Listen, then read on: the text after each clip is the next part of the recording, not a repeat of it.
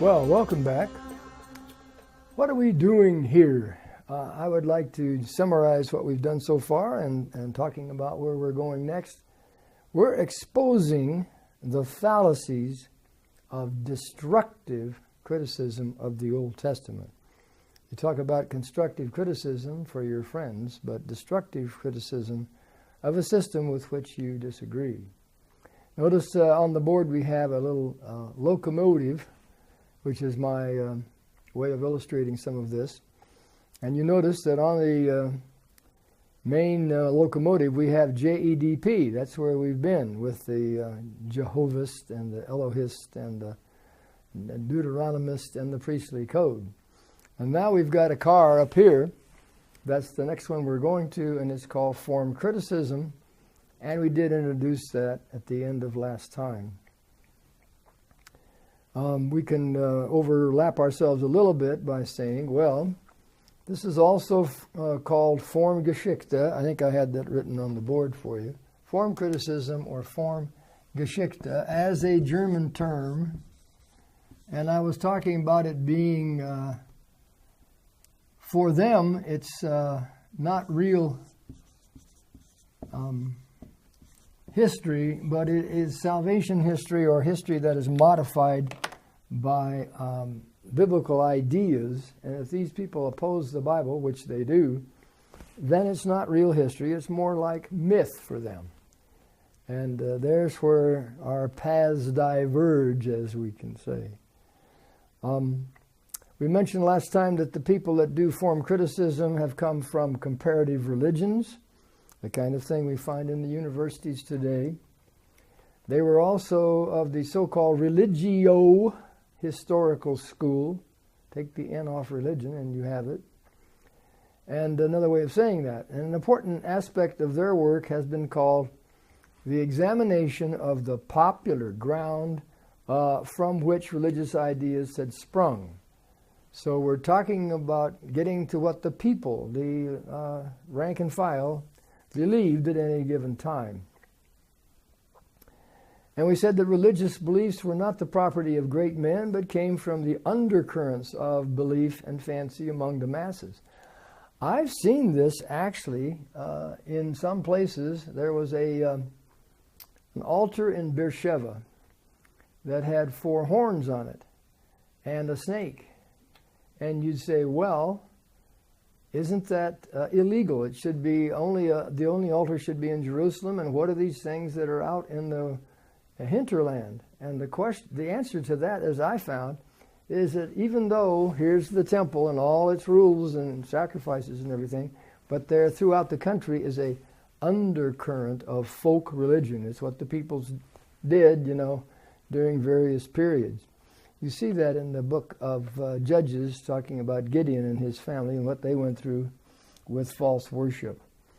Out of this concern for popular religion then came a new method for studying the literary history of the Old Testament, underline literary. One should analyze the literary forms of the people and determine the situation in their life, which we put up here as Sitz im Leben, another German phrase. But situation in life is something that they felt is important. I feel these things are important too at given times, but I don't put the same emphasis on it, and I don't put the same kind of ideas or make the same conclusions from this kind of thing. The originator of the theory was Herman with 2 N's, Gunkel, Gunkel, Gunkel, with a good German Gunkel. He is considered the father of form criticism. He comes along about 1900, and he found nothing in the documentary hypothesis, which we've already covered, that could be called a history of Hebrew literature. So he's going to come at things in a different way. The school of Wellhausen, it is true, had been so preoccupied with their sources that they never really touched popular religion, according to Gunkel. The need was to get behind JEDP If we don't believe it exists, how are we going to get behind it? But that's what he was saying. Upon which Gonko built, nevertheless, behind JEDP in some way, and studied the earlier oral traditions. Now, how do you study an oral tradition? You have to consider that the Bible is sufficiently full of oral traditions, and then write that kind of thing up. Sagas, S-A-G-A-S, they use that word a lot. And it's just, a saga is like, I don't know, some kind of Greek hero or something like that. Oral traditions, sagas, and legends. That's not truth, that is a myth. In short, Gonko believed he was dealing with the roots of a primitive folk literature. Write that one down.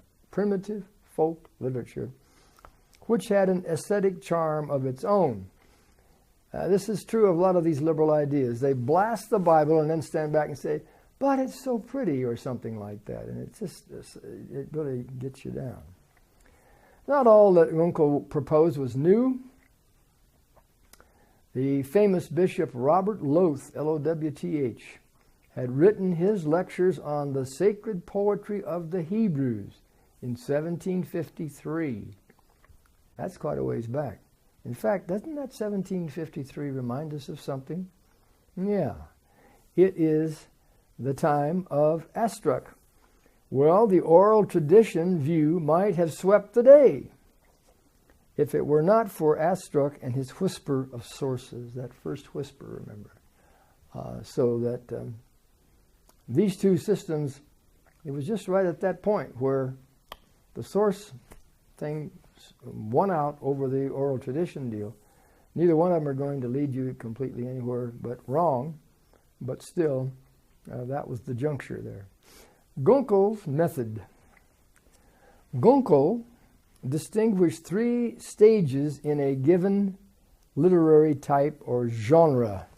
They use this word all the time in a lot of things in English and literature and all of that. A genre. And that's a very simple idea, really.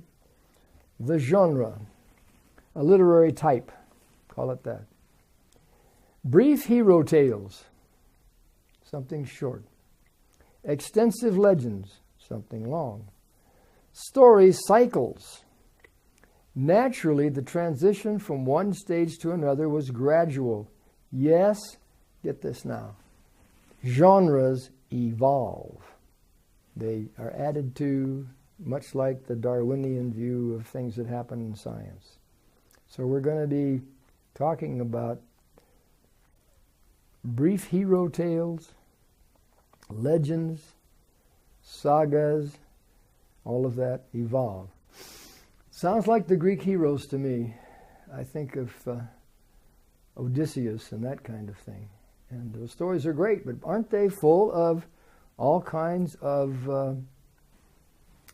myths and heroes like that?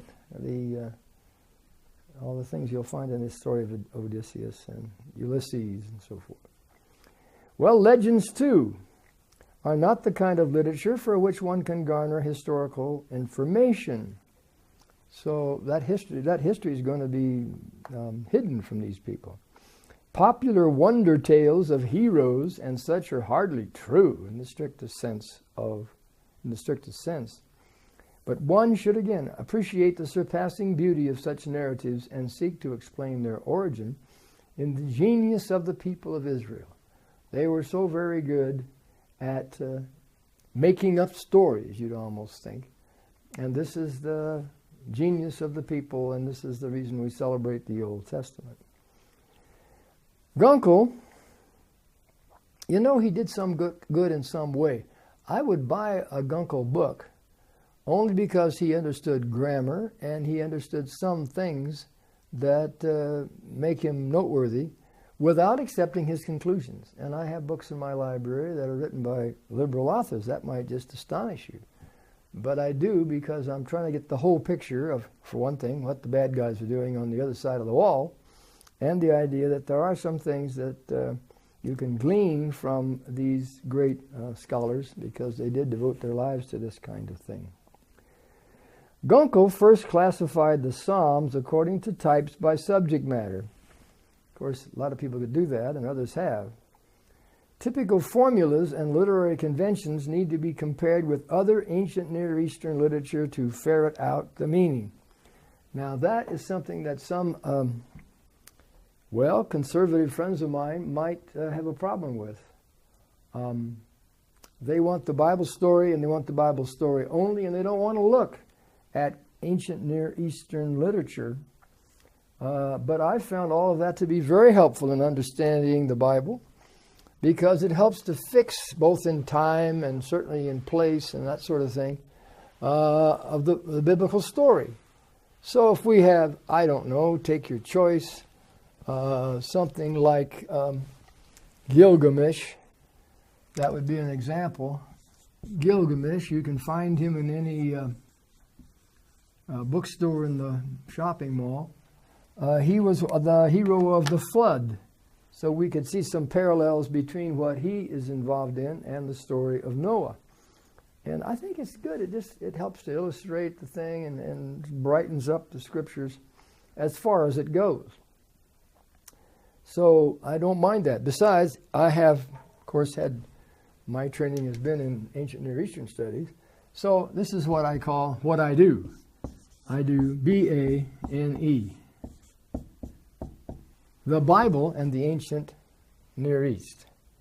And I consider it a strength to do that. I've had very good classes at UCLA, for instance, on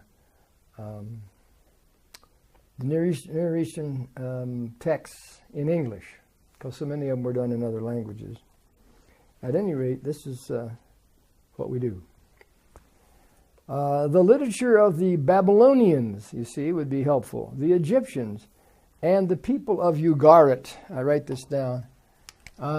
Nobody knows about Ugarit, and I think I've mentioned it here before, but it's a site on the Mediterranean coast of Syria, and it is known also as Ras Shamra, Fennel Head. And fennel, of course, is some kind of plant. I don't know what it is exactly, not being a farmer, but that's what it's called. And that's a very important site, and the language there was very near to Hebrew.